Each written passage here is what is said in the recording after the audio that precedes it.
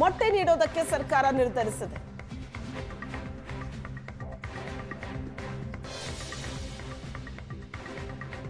ಮಕ್ಕಳ ದೇಹ ಸೋಂಕುಗಳಿಂದ ರಕ್ಷಣೆ ಪಡೆಯೋದಕ್ಕೆ ಮೊಟ್ಟೆ ಸಹಕಾರಿ.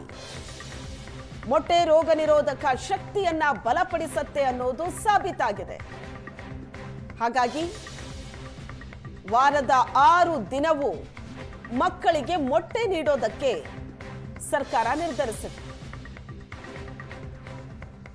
ಮಕ್ಕಳಿಗೆ ಬಿಸಿಯೂಟ ಶಾಲೆಗಳಲ್ಲಿ ನೀಡಲಾಗುತ್ತೆ. ಅದರ ಜೊತೆಗೆ ಇನ್ಮುಂದೆ ಮೊಟ್ಟೆಯನ್ನು ಕೂಡ ವಿತರಣೆ ಮಾಡುತ್ತೆ ಸರ್ಕಾರ.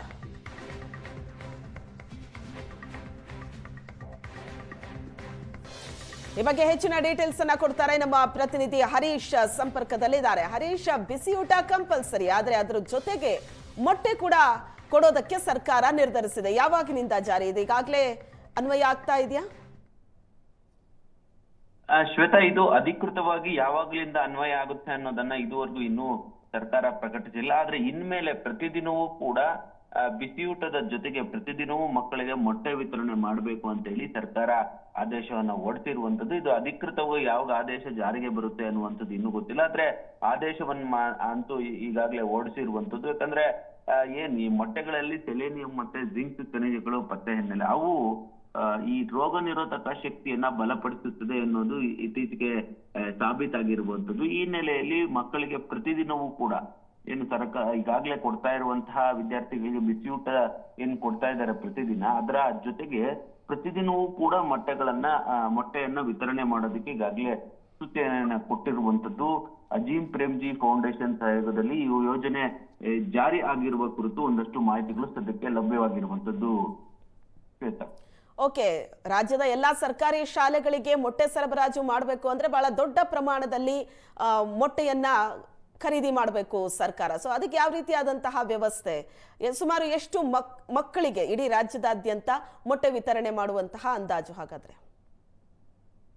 ಶ್ವೇತಾ, ಈ ಕುರಿತು ಇನ್ನು ಅಂದ್ರೆ ಕೇವಲ ಆದೇಶ ಮಾತ್ರ ಹೊರಡಿಸಿದ್ದಾರೆ. ಇದು ಎಷ್ಟು ಮೊಟ್ಟೆಗಳು ಅಂದ್ರೆ ಎಲ್ಲಿಂದ ಖರೀದಿ ಮಾಡ್ತಾರೆ ಈ ಕುರಿತು ಇನ್ನೂ ಕೂಡ ಅಧಿಕೃತವಾದಂತಹ ಮಾಹಿತಿಗಳನ್ನ ಎಲ್ಲೂ ಕೂಡ ಒದಗಿಸಿಲ್ಲ. ಆದ್ರೆ ಸದ್ಯಕ್ಕೆ ಈಗಾಗ್ಲೇ ಏನು ಶಾಲೆಗಳಿಗೆ ಏನು 1 ದಿನದ ಮೊಟ್ಟೆ ಏನ್ ನೀಡ್ಲಾಗ್ತಾ ಇತ್ತು ಅದನ್ನ ವಾರ ಪೂರ್ತಿ ಅಂದ್ರೆ ಪ್ರತಿದಿನವೂ ಕೂಡ ಬಿಸಿ ಊಟದ ಜೊತೆಗೆ ಮೊಟ್ಟೆಯನ್ನ ವಿತರಣೆ ಮಾಡಬೇಕು ಅನ್ನುವಂತ ಒಂದು ಆದೇಶವನ್ನ ಮಾಡಿರುವಂತದ್ದು. ಆದ್ರೆ ಇದು ಎಷ್ಟು ಮೊಟ್ಟೆ ಬೇಕು, ಎಷ್ಟು ಇದೆ, ಈ ಖರ್ಚು ವೆಚ್ಚಗಳನ್ನು ಇನ್ನೂ ಕೂಡ ಸರ್ಕಾರ ನೀಡಿಲ್ಲ. ಮುಂದಿನ ದಿನಗಳಲ್ಲಿ ಅದನ್ನ ನೀಡ್ತಾರೆ ಅನ್ಸುತ್ತೆ. ಸದ್ಯಕ್ಕಂತೂ ಈಗ ಆದೇಶ ಹೊರಡಿಸಿರುವಂತದ್ದು ಅಂದ್ರೆ ಪ್ರತಿದಿನವೂ ಶಾಲೆಗಳಲ್ಲಿ ಮೊಟ್ಟೆ ವಿತರಣೆ ಮಾಡಬೇಕು ಅನ್ನುವಂತ ನಿಟ್ಟಿನಲ್ಲಿ ಒಂದು ಆದೇಶವನ್ನ ಹೊರಡಿಸಿರುವಂತದ್ದು. ಶ್ವೇತಾ, ಎಸ್, ಹಾಗೆ ಸಂಪರ್ಕದಲ್ಲಿರಿ ಹರೀಶ್.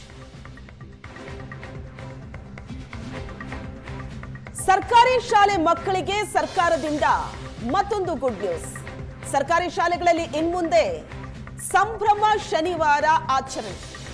ಶಾಲಾ ಶಿಕ್ಷಣ ಮತ್ತು ಸಾಕ್ಷರತಾ ಇಲಾಖೆಯಿಂದ ಹೊಸ ನಿಯಮ ಜಾರಿಗೆ ಬರುತ್ತೆ. ಸರ್ಕಾರಿ ಶಾಲೆ ವಿದ್ಯಾರ್ಥಿಗಳು ತಿಂಗಳ 1 ಶನಿವಾರ ಬ್ಯಾಗ್ ತರುವಂತಿಲ್ಲ. ಸಂಭ್ರಮ ಶನಿವಾರ ಆಚರಣೆ ಮಾಡಲಾಗುತ್ತೆ ಸರ್ಕಾರಿ ಶಾಲೆಗಳಲ್ಲಿ. ತಿಂಗಳ 1 ಶನಿವಾರ ಶಾಲೆಗೆ ಬ್ಯಾಗ್ ತರುವಂತಿಲ್ಲ ಮಕ್ಕಳು. ಬ್ಯಾಗ್ ರಹಿತ ದಿನವಾಗಿ ಆಚರಣೆ ಮಾಡೋದಕ್ಕೆ ಸೂಚನೆ ಕೊಡಲಾಗಿದೆ. ತಿಂಗಳಿಗೆ 1 ಶನಿವಾರ, ಪ್ರತಿ ತಿಂಗಳ 3ನೇ ಶನಿವಾರ ಬ್ಯಾಗ್ ರಹಿತ ದಿನವಾಗಿ ಆಚರಣೆ ಮಾಡಲಾಗುತ್ತೆ. ಈ ಕಾರ್ಯಕ್ರಮಕ್ಕೆ ಸಂಭ್ರಮದ ಶನಿವಾರ ಅಂತ ಸರ್ಕಾರ ಹೆಸರಿಟ್ಟಿದೆ.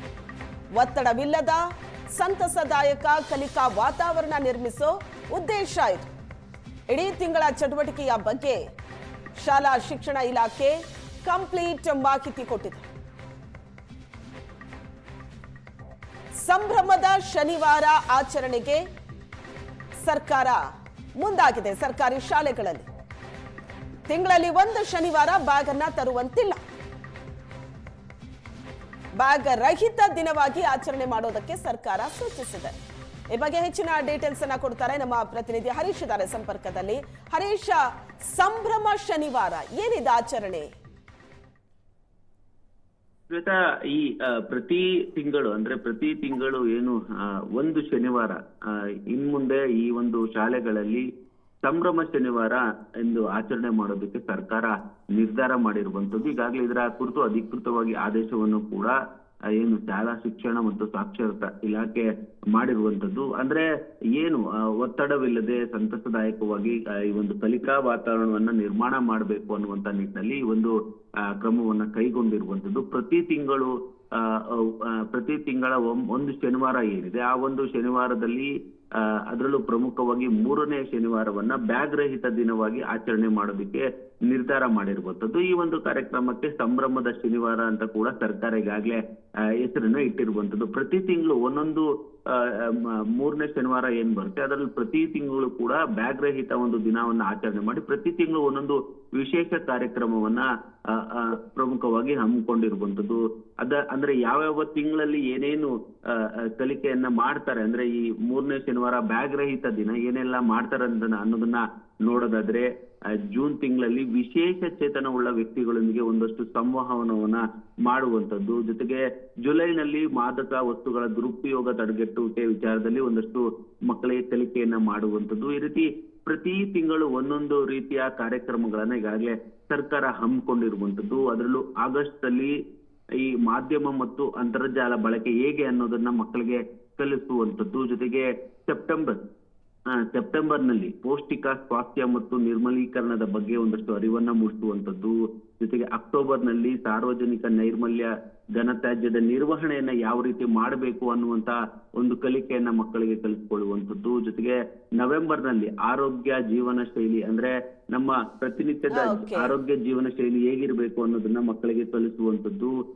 ಜೊತೆಗೆ ಡಿಸೆಂಬರ್ನಲ್ಲಿ ಸಾರ್ವಜನಿಕ ಸೌಕರ್ಯಗಳು ಮತ್ತು ಅವರ ಜವಾಬ್ದಾರಿಗಳು ಏನೆಲ್ಲ ಇರ್ತವೆ ಅನ್ನೋದನ್ನ ಕಲಿಸುವಂತದ್ದು. ಜೊತೆಗೆ ಜನವರಿಯಲ್ಲಿ ರಸ್ತೆ ಸುರಕ್ಷತೆ ಬಗ್ಗೆ ಅರಿವನ್ನ ಮೂಡಿಸುವಂತದ್ದು. ಜೊತೆಗೆ ಈ ಫೆಬ್ರವರಿಯಲ್ಲಿ ಪ್ರಮುಖವಾಗಿ ಮಕ್ಕಳಿಗೆ ಅಪಘಾತಗಳ ಸಂದರ್ಭಗಳಲ್ಲಿ ರಕ್ಷಣೆ ಮತ್ತು ಭದ್ರತೆ ಯಾವ ರೀತಿ ಮಾಡಬೇಕು, ಹೇಗೆ ಆ ಸಂದರ್ಭದಲ್ಲಿ ಬಿಹೇವ್ ಮಾಡಬೇಕು ಅನ್ನೋದನ್ನ ಕಲಿಸೋದು. ಜೊತೆಗೆ ಮಾರ್ಚ್ ತಿಂಗಳಲ್ಲಿ ಈ ಒಂದು ಲಿಂಗ ಸಮಾನತೆ ಬಗ್ಗೆ ಪ್ರೋತ್ಸಾಹವನ್ನ ಮಾಡೋದು. ಈ ರೀತಿಯಾಗಿ ಪ್ರತಿ ತಿಂಗಳು ಒಂದೊಂದು ಕಾರ್ಯಕ್ರಮವನ್ನ ಸರ್ಕಾರ ಹಮ್ಮಿಕೊಂಡಿರುವಂತದ್ದು. Shweta, thank you Harish.